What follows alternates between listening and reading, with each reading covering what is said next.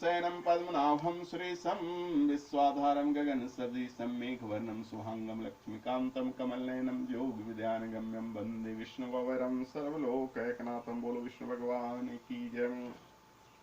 धर्मराज युधिष्ठिर ने श्री कृष्ण से पूछा, हे जनार्दन, आषाढ़ शुक्ल एकादशी का क्या नाम है? इस व्रत के करने की विधि क्या है और किस देवता का पूजन किया जाता है? श्री कृष्ण कहने लगे, युधिष्ठिर, एक समय नारद जी ने ब्रह्मा जी से यही प्रश्न किया था कि ब्रह्मा जी ने उत्तर दिया कि हे नारद, तुमने कलियुगी जीवों के उद्धार हेतु तो अत्युत्तम प्रश्न किया है, क्योंकि एकादशी व्रत सब व्रतों में श्रेष्ठ है। इस व्रत से समस्त पाप नष्ट हो जाते हैं और जो व्यक्ति इस व्रत को नहीं करते वे नरकगामी होते हैं। सभी एकादशियों के व्रत श्रेष्ठ हैं और उनके करने से भगवान विष्णु प्रसन्न होते हैं, परंतु उन सभी में आषाढ़ मास के शुक्ल पक्ष की यह एकादशी तो सबसे अधिक पुण्य प्रदायक है।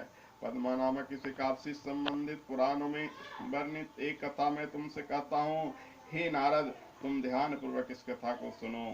सतयुग में मानधाता नामक एक सूर्यवंशी राजा था जो सत्यवादी और महान प्रतापी था। वह प्रजा का पुत्र की तरह पालन किया करता था। उसकी प्रजा धन धान से भरपूर और सुखी थी। उसके राज में कभी अकाल नहीं पड़ता था। एक समय उस राजा के राज में 3 वर्ष तक वर्षा नहीं हुई और अकाल पड़ गया।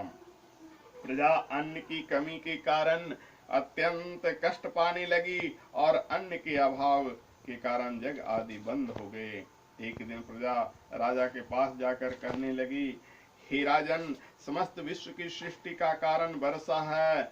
वर्षा के अभाव में अकाल पड़ गया है और अकाल से प्रजा मर रही है, इसलिए कोई ऐसा उपाय कीजिए जिससे प्रजा का कष्ट दूर हो। राजा मानधाता ने कहा, आप लोग ठीक कह रहे हैं, वर्षा से ही अन्न उत्पन्न होता है और आप लोग वर्षा न होने से अत्यंत दुखी हैं। मैं आप लोगों के दुखों को समझता हूँ। ऐसा कहकर राजा को सेना साथ लेकर वनों की तरफ चल दिया। वह अनेक ऋषियों के आश्रम में भ्रमण करता हुआ अंत में ब्रह्मा जी के पुत्र अंगिरा ऋषि के आश्रम में पहुंचा। वहां राजा ने घोड़े से उतरकर अंगिरा ऋषि को प्रणाम किया। मुनि ने राजा को आशीर्वाद देकर कुशल क्षेम के पश्चात उससे आश्रम में आने का कारण पूछा। राजा ने हाथ जोड़कर विनीत भाव से कहा, भगवान, सब प्रकार से धर्म का पालन करने पर भी मेरे राज्य में अकाल पड़ गया है। इससे प्रजा अत्यंत दुखी है। राजा के पापों से ही प्रजा को कष्ट मिलता है, ऐसा शास्त्रों में लिखा है। जब मैं धर्मानुसार राज करता हूँ तो मेरे राज्य में अकाल कैसे पड़ गया? मैं आपसे इसी संदेह का निवारण करने के लिए आया हूँ। कृपया करके मेरे संदेह का निवारण कीजिए और साथ ही प्रजा के कष्ट को दूर करने का कोई उपाय भी बतलाइए। राजा की ये बात सुनकर महर्षि अंगिरा ने कहा, हे राजन, यह सतयुग सब युगों में उत्तम है। इसमें धर्म के चारों चरण उपस्थित हैं, अर्थात इस युग में धर्म की सबसे अधिक उन्नति है।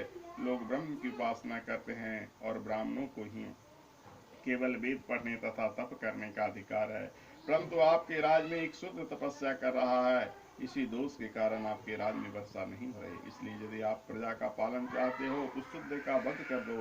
राजा ने कहा, महाराज, मैं उस निरपराध तपस्या करने वाले शूद्र को किस तरह मार सकता हूँ?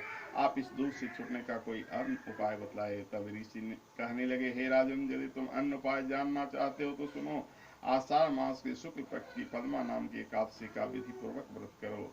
इस व्रत के प्रभाव से तुम्हारे राज्य में वर्षा होगी और प्रजा सुख पाएगी। इस एकादशी का व्रत सब सिद्धियों को देने वाला तथा उपद्रव को शांत करने वाला है। अतएव प्रजा सेवकों तथा ऋषियों से तुम इस व्रत को करो। मुनि के वचन सुनकर राजा अपने नगर वापस आ गया और विधि पूर्वक पद्मा एकादशी का व्रत किया। उस व्रत के प्रभाव से वर्षा हुई और प्रजा को सुख पहुंचा। इस हरिशयनी एकादशी का व्रत सभी मनुष्यों को करना चाहिए, क्योंकि यह व्रत इस लोक में और भोग और परलोक में मुक्ति का देने वाला है। इसकी कथा के पढ़ने एवं सुनने से मनुष्य को समस्त पाप नष्ट हो जाते हैं। ओम सशंख चक्रम सकीट कुंडलम सपीत वस्त्रम सरसीरुहेशम सहार वक्षस्थल कौस्तुभम नमामि विष्णु शीर्षम चतुर्भुजम। बोल विष्णु भगवान की जय। हरि ओम।